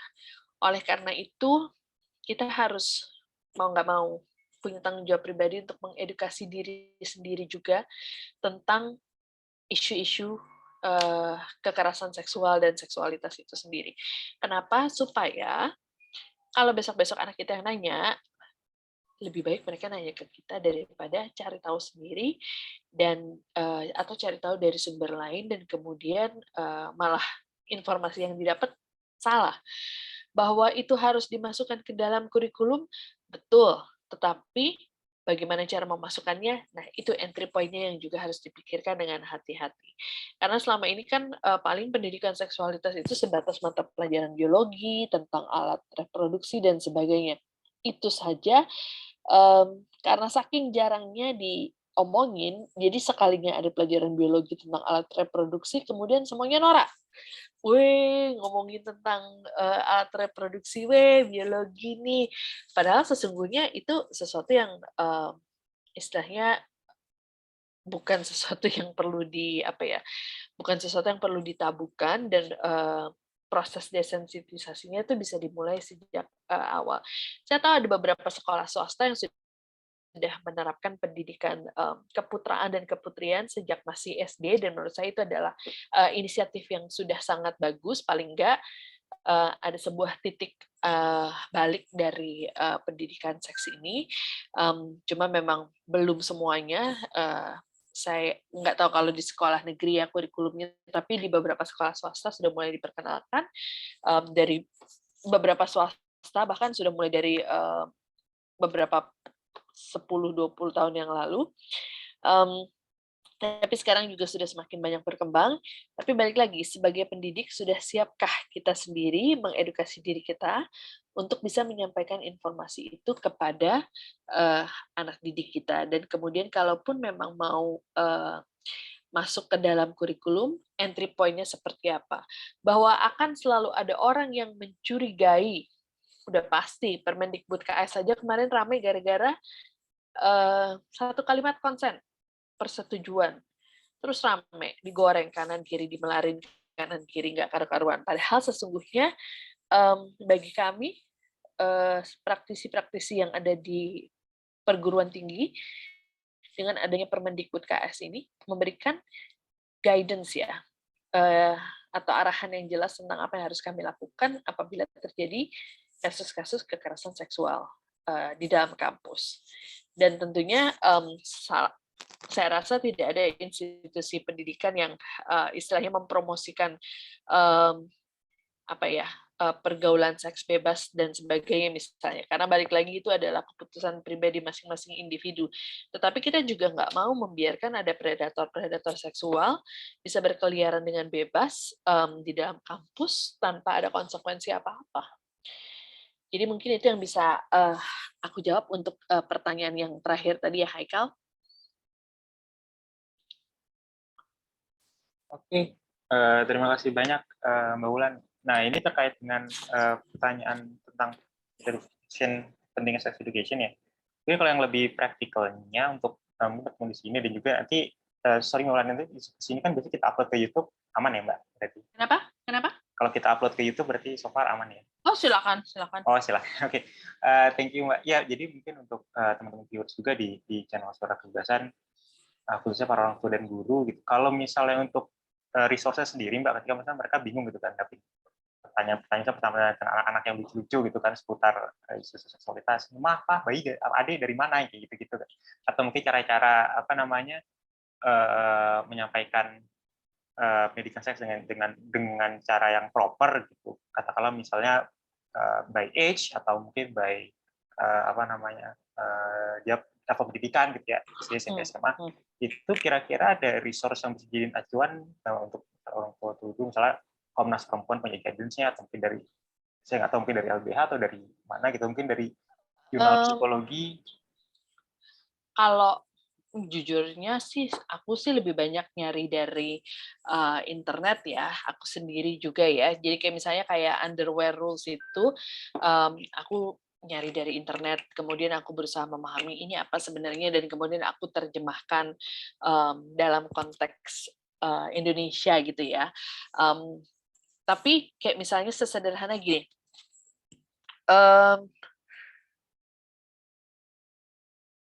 bicara dengan masyarakat itu kemarin terakhir yang menurut saya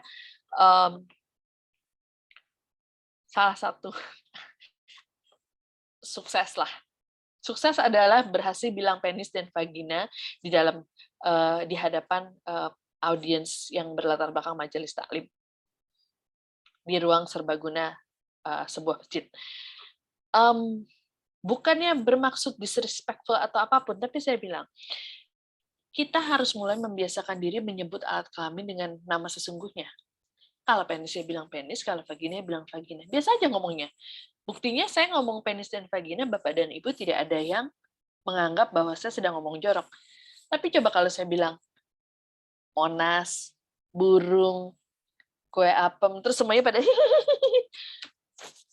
malah menimbulkan konotasi dan istilahnya. Ya jadi kemana-mana mikirnya, ya tergantung dari isi pemikiran mereka juga sih. Tapi balik lagi saya bilang, mari kita mencoba membiasakan. Salah satu cara untuk bisa melakukan pendidikan seks kepada anak adalah dengan kita sendiri mengedukasi diri kita. Jadi besok-besok nggak usah ragu-ragu untuk bilang, Adek, nanti kalau habis selesai pipis, penisnya jangan lupa dibersihkan ya. Kalau ditanya bayi itu datang dari mana, ya dijelaskan saja bahwa ketika seorang laki-laki dewasa dan seorang perempuan dewasa ingin memiliki bayi, mereka akan menggabungkan sel spermanya dengan sel telurnya kemudian ketemu dan akhirnya berkembang jadi bayi. Nggak perlu detail-detail banget tentang prosesnya seperti apa sih ya, karena toh nggak akan ngerti juga. Tapi minimal konsep dasarnya nggak usah ditutup-tutupin dan nggak perlu bilang bahwa ih kamu kok kecil-kecil udah nanya kayak gitu, jorok loh. Apanya yang jorok? Ini sebuah bentuk creation of life gitu loh. Sebuah mahakarya Tuhan tentang penciptaan kehidupan kok dibilang jorok, kok didegradasi menjadi sesuatu yang tidak pantas untuk dibicarakan. Padahal kan sesungguhnya dengan menjelaskan itu kepada si anak itu mengajarkan kepada dia juga untuk menghargai bahwa kehidupan itu terbentuk dengan sebuah proses alam dan sebagainya gitu ya. Jadi on a practical level kita pakai aja bahasa sehari-hari, tapi dengan tidak mengencourage mereka untuk menggunakan istilah-istilah yang malah membuat mereka jadi jadi mengasosiasikan justru dengan hal-hal yang itu kan jorok, itu kan yang bikin malu. Padahal sesungguhnya there's nothing to be ashamed of ketika kita membicarakan itu. Membicarakan toilet training penting karena akan nanya, saya biasanya nanya, jadi kalau misalnya anaknya yang perempuan buang air besar atau buang air kecil, siapa yang akan membersihkan vaginanya? Ibunya atau ayahnya? Kalau misalnya dia masih bayi, ya mungkin mereka bergantian dan sebagainya. Tapi kalau saya kan bilang bahwa ya kalau usianya sudah masuk 3-4 tahun, itu seharusnya sudah selesai. Toilet training seharusnya sudah tidak perlu dibantu lagi, kecuali situasinya emergency. Nah, sesederhana itu ngomonginnya karena mencoba menjelaskan bahwa, coba bayangin, kalau misalnya dia sudah masuk TK, kemudian butuh buang air kecil atau buang air besar dan belum bisa mandiri. Kira-kira dia minta tolong siapa untuk bersihkan vaginanya? Baru dia tuh pada mulai merinding dia tuh. Menyadari, oh iya ya anak gue berarti bisa dipegang-pegang sama orang lain ya. Dan kemudian mereka baru yang, jadi sebenarnya saya harusnya udah bisa anak saya seharusnya sudah tidak boleh minta tolong orang lain lagi ya. Seharusnya gitu. Jadi berusaha masuk dari entry point yang paling vulnerable buat mereka. Apa yang membuat mereka merasa bahwa itu paling bisa relate sama mereka? Anaknya kah, orang tuanya kah, pasangannya kah, dan sebagainya. Saya biasanya benar-benar se-fleksibel itu dalam mencoba melakukan pendekatan. Kalau pendekatannya ke ibu-ibu kelurahan ya beda lagi lah entry point obrolannya seperti apa. Jadi memang salah satu kuncinya adalah kita harus bisa inklusif masuk ke dalam topik ini. Kalau emang kita harus ngomong dari hal yang jauh amat untuk bisa nyambung ke core issues-nya, ya nggak apa-apa. Karena kadang-kadang kan kita juga harus muter-muter cari jalan dulu ya. Again, buat saya, selama bekerja dengan Lentera Sintas Indonesia is a business of trust. Karena terutama ya, bekerja dengan para penyintas kekerasan seksual, salah satu yang utama di-violate dari mereka adalah kepercayaan mereka, karena pelaku biasanya adalah orang dekat atau orang yang mereka percaya atau punya akses kepada mereka. Sehingga buat kami sendiri, untuk bisa menumbuhkan kepercayaan, untuk bisa orang melihat kita sebagai penyampai pesan yang bisa dipercaya, yang memang punya tujuan memberdayakan masyarakat, meningkatkan kesadaran, dan bukan tujuan untuk menyampaikan isu atau ide yang dalam tanda kutip merusak gitu ya. Itu memang butuh waktu dan butuh berbagai pendekatan. Jadi makanya tadi di awal saya bilang ini adalah sebuah proses evolutif. Kalau mau implementasi dan segala macam sih memang gampang. Bukan gampang, bisa dilakukan.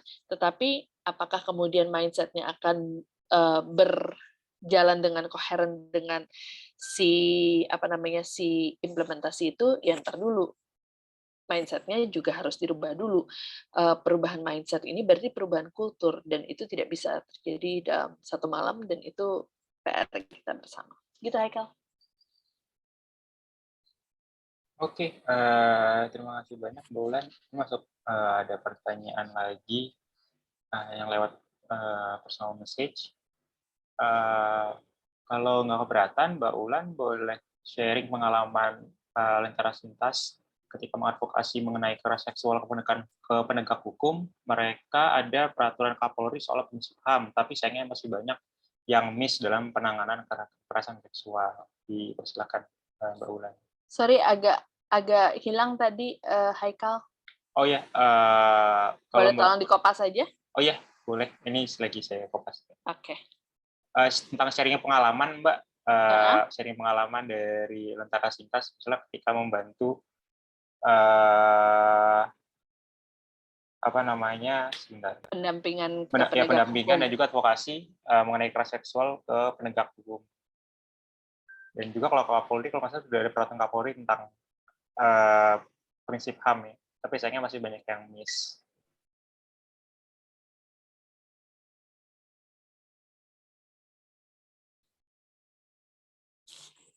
Oke, coba aku lihat.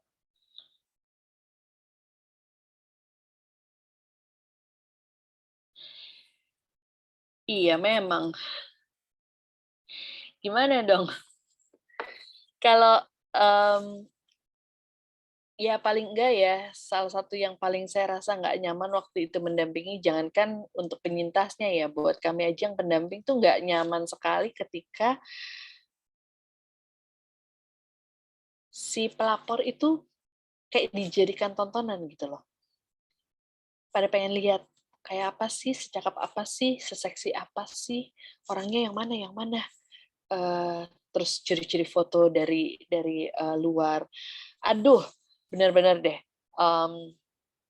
Apa ya istilahnya, dan sementara si korban itu kan dalam kondisi yang sudah tidak nyaman, berusaha untuk menjalani proses hukum, yang saya tahu sangat nggak nyaman karena saya pernah jadi saksi untuk sebuah kasus yang saya saksi doang nih, bikin BAP yang udah tinggal kayaknya masukin template doang aja tuh bisa 2-3 jam sendiri.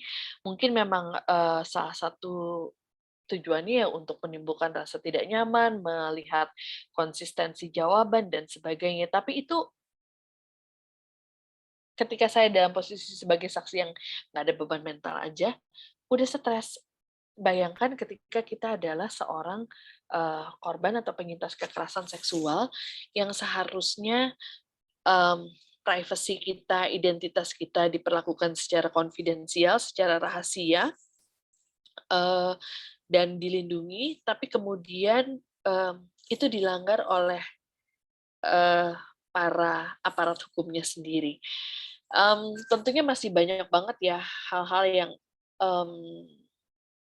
sangat tidak ideal, sangat tidak sejalan dengan apa yang seharusnya terjadi. Penanganan yang empatik, keberpihakan kepada korban, pemenuhan hak korban atau penyintas dan sebagainya. Tapi itu memang pil pahit yang saat ini mau tidak mau harus kita telan. Cuma bukan berarti kemudian kita harus berhenti berjuang ya, karena idealisme itu tidak akan pernah tercapai dengan sempurna, akan tetap selalu ada pelanggaran-pelanggaran hak dan privasi terhadap korban dan sebagainya. Tetapi bukan berarti kemudian kalau misalnya ada yang berniat untuk melapor, kita discourage, kita bilang jangan nanti kamu identitasnya terbongkar dan sebagainya. Ya makin enggan lah ya kalau mereka sudah berniat untuk melapor, terlepas dari sampai sejauh mana kasus itu akan ditangani atau sejauh mana korban dan penyintasnya akan kuat untuk menjalani prosesnya. Setiap laporan itu menambah berkontribusi terhadap angka statistik yang berarti juga berkontribusi untuk meningkatkan magnitude atau memberikan leverage terhadap kasus-kasus kekerasan seksual. Yang harapannya suatu hari akan benar-benar membunyikan alarm tanda bahaya itu. Nggak cuma, saya nggak mau bilang retorik ya, tapi ya benar-benar dianggaplah bahwa kita memang sudah darurat kekerasan seksual. Karena kenapa darurat? Bukan sekedar masalah tingginya angka pelaporan, tapi apakah kita punya tempat untuk melapor dan berlindung? Dan apa yang akan kita alami, apa yang akan kita dapatkan ketika kita melapor dan berlindung? Jadi seperti yang tadi saya sudah bilang, pengalaman saya dan teman-teman di Lentera mungkin masih sangat terbatas karena selama ini ya terpaparnya bolak-balik dengan kasus-kasus yang tidak nyaman, tidak mendapatkan keberpihakan hukum, atau bahkan mungkin tidak bisa diusut lagi karena kejadiannya sudah 15 atau 20 tahun yang lalu ketika si penyintasnya masih berusia anak-anak. Sehingga yang terjadi adalah begitu banyak sekali hal-hal yang miss atau luput dalam penanganan kasus-kasus kekerasan seksual tersebut. Gitu, Haikal.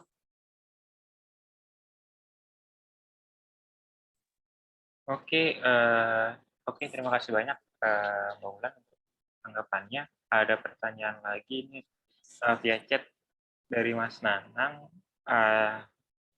Mungkin mohon penjelasannya Mbak Ulan terkait dengan istilah korban. Kapan seseorang menyandang status sebagai korban? Apakah karena kita sering mendengar istilah berpihak kepada korban. Apakah seseorang dari korban itu ketika dia statusnya terlapor yang melaporkan, atau ketika orang dilaporkan itu masuk menjadi tersangka, terdakwa, atau sudah dipidana di pengadilan ya? Kalau misalnya orang yang melapor, orang yang menjadi terlapor gitu, orang yang dilaporin ini dia tidak statusnya tidak dijadikan sebagai tersangka gitu, karena kurangnya bukti dalam pemeriksaan, apakah kalau orang yang mengklaim dia sebagai pelakunya itu tetap dianggap sebagai korban atau bagaimana? Ini mungkin lebih teknis ya pertanyaan dari Mas Nanang. Iya, Dipersilakan Mbak Ulan. Terima kasih. Saya coba ya, karena saya bukan orang hukum, jadi saya juga pemahaman saya tentang bahasa hukum mungkin sangat terbatas. Tetapi dalam pemahaman saya yang terbatas ini, korban itu artinya ada satu pihak yang dirugikan oleh pihak yang lain. Dan ketika sorry tadi saya baca yang kalimat kedua adalah jika si terlapor tidak naik status karena kurang bukti dalam pemeriksaan, apakah yang mengklaim telah dirugikan masih bisa dianggap sebagai korban? Ya korban lah. Udah mendapatkan perlakuan yang tidak seharusnya didapatkan, tidak bisa mendapatkan perlindungan hukum juga, atau tidak bisa mendapatkan kepastian hukum juga. 2 kali jadi korban. Sama seperti kasus yang kemarin mahasiswa bunuh diri di makam ayahnya. Berapa kali dia menjadi korban? Sudah menjadi korban perkosaan, kemudian juga menjadi korban dari kegagalan hukum untuk melindunginya, dan menjadi korban dari keluarganya sendiri yang menganggap dia sebagai aib. Korban. Tetapi korban bisa menjadi penyintas atau menjadi survivor ketika dia memilih untuk menjadi berdaya. Ada orang-orang yang tetap memilih untuk menjadi korban, tapi ada juga yang kemudian memilih untuk menjadikan pengalaman buruknya itu sebagai sumber kekuatan untuk memberdayakan dirinya, menolong dirinya sendiri atau orang lain. Jadi kalau secara teknis hukumnya, saya kurang paham terus terang apakah bagaimana prosesnya dari terlapor menjadi tersangka kemudian terdakwa, ya itu tentunya proses yang sangat ideal ya, berarti pembuktian fisik terjadi, kemudian vonis dijatuhkan dan sebagainya.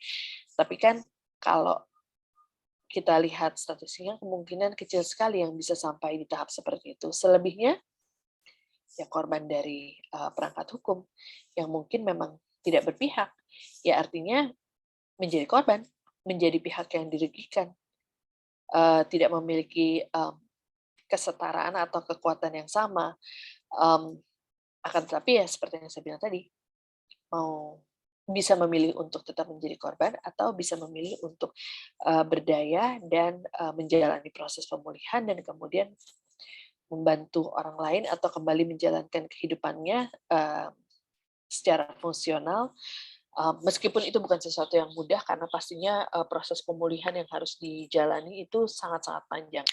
Proses pemulihan penyintas kekerasan seksual itu bisa seumur hidup dan teman-teman pasti sudah familiar dengan permainan ular tangga. Nah, seperti itu. Kadang-kadang ketemu ular, kadang-kadang ketemu tangga. Kalau ketemu tangga, pemulihan kita lagi oke, kita bisa mencapai tahapan tertentu, tapi kadang-kadang kita mengalami flashback, mengalami terpapar dengan sesuatu yang mengingatkan kita pada kejadian traumatis tersebut, sehingga kita bisa jadi mundur lagi beberapa langkah. Ini kayaknya Mas Nanang ada menanggapi sesuatu lagi. Misalnya kalian menuliskan, laporkan seseorang, apakah saya harus otomatis menjadi korban dan harus dibela oleh hukum meskipun mungkin saja saya berbohong? Wah, kalau gini konteksnya udah beda lagi ya Mas ya. Balik lagi, kalau buat saya sendiri ketika satu pihak itu benar-benar dirugikan ya, dirugikan secara genuine, tentunya dirugikan secara jujur, ya dia kita perlakukan sebagai korban. Dan yang seharusnya terjadi adalah kita percaya bahwa seseorang itu adalah korban sampai terbukti sebaliknya. Bukan kita tidak percaya dia adalah korban sampai terbukti sebaliknya. Nah, yang seringkali terjadi di kita itu adalah kita tidak percaya dia korban sampai terbukti sebaliknya. Ini yang disebut dengan budaya victim blaming. Kita biasanya menyalahkan atau membebani si korban dengan kewajiban untuk membuktikan bahwa dia memang benar-benar adalah korban. Itu Haikal. Semoga menjawab Mas Nanang dengan keterbatasan saya. Oke, terima kasih banyak Mbak Ulan untuk tanggapannya. Nah, ini sudah masuk jam 9 ya, di penghujung acara. Kalau misalnya Mbak Ulan tidak keberatan, mungkin ada closing statement, dan juga kesimpulan dari diskusi kita malam ini, Mbak. Silakan. Oke, nanti saya mau minta izin pasang video 1 menit ya Haikal ya di ujung setelah closing statement. Tapi terima kasih banget buat teman-teman yang sudah berpartisipasi dalam diskusi malam ini. Buat saya ini juga merupakan sebuah proses pembelajaran bahwa kami juga tahu yang sama-sama harus kita perjuangkan itu masih banyak sekali. Sekali lagi saya tidak akan bosan mengingatkan bahwa ini adalah sebuah proses evolutif. Kita tidak bisa menganggap bahwa hari ini kita berjuang besok terlaksana, bahwa payung hukum yang diperjuangkan itu tetap diperlukan, bahwa implementasi pun tetap diperlukan, tetapi yang lebih penting adalah sudah ada perangkat hukumnya, sudah dirancang implementasinya, tapi apakah kemudian kita siap secara mental untuk beresonansi dengan perangkat hukum tersebut. Dan untuk teman-teman yang ingin tahu apa yang bisa kita lakukan secara paling sederhana terhadap para penyintas kekerasan seksual, saya mohon izin untuk memainkan video berikut ini.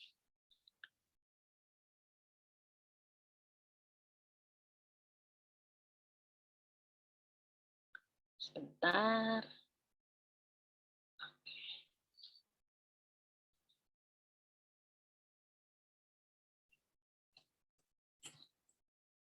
Jadi waktu kejadian malam itu, Anda jalan sendirian malam-malam. Lalu bajunya seperti apa? Ketat, pendek. Udahlah sayang, lupakan saja. Nanti kita malah tambah repot. Makanya kalau jadi cewek jangan genit deh. Jijik banget.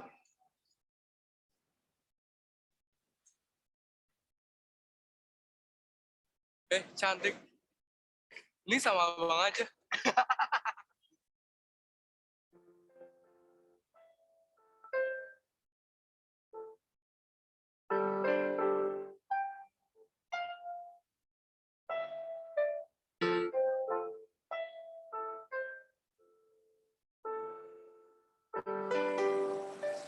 Sore, Mbak. Mari.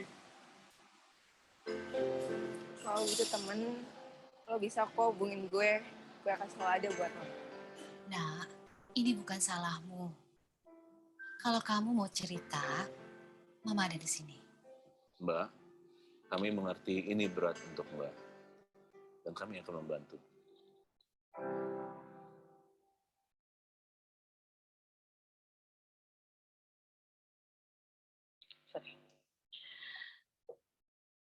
Oke, sekian saja dari saya. Terima kasih banyak teman-teman. Saya kembalikan ke Haikal dan Dinda.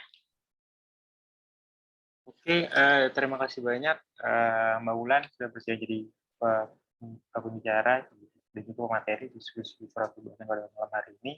Dan thank you banget untuk teman-teman yang sudah bersedia hadir diskusi malam ini. Thank you tadi untuk teman-teman juga sudah bertanya dan juga berkomentar terkait dengan diskusi kita malam ini kepada Mbak Wulan. Dan ya seperti tadi yang disampaikan oleh Mbak Wulan juga,